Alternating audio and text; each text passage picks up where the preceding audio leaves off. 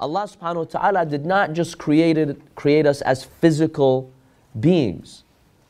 One of our dimensions is the physical dimension, but we also have the spiritual dimension, which affects our soul.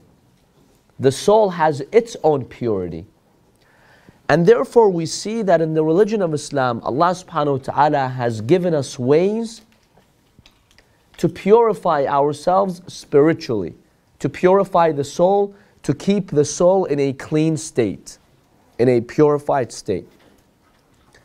One act of worship in the religion of Islam that provides us with spiritual purity is wudhu, ablution.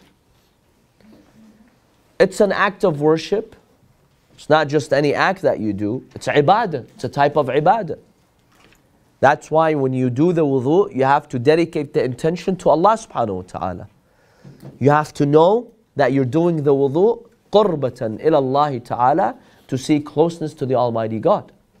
So it's an act of worship.